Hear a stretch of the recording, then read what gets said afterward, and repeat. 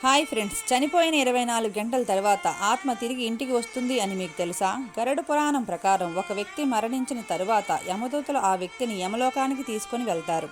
యమలోకంలో అతను చేసిన కర్మలను చూపిస్తారు. 24 గంటల తర్వాత తిరిగి ఆత్మని ఇంట్లో వదిలి వెళ్తారు.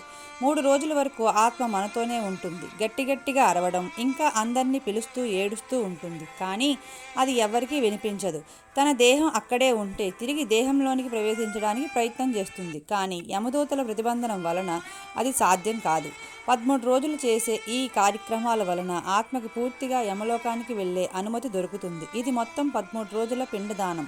అతనికి 1 సంవత్సరానికి సరిపడే ఆహారం లాంటిది. కానీ కొంతమందికి ఈ పిండదానం అవ్వదు. వాళ్ళని యమదూతలు బలవంతంగా తీసుకొని వెళ్తారు. 13 రోజుల తర్వాత పెట్టే అన్నదానం ఎట్టి పరిస్థితుల్లోనూ అప్పు చేసి పెట్టకూడదు అని శాస్త్రాలు చెప్తున్నాయి. అలా చేస్తే ఆ ఆత్మకు శాంతి దొరకదు. ఈ వీడియో మీకు నచ్చినట్టయితే లైక్ చేయండి, షేర్ చేయండి.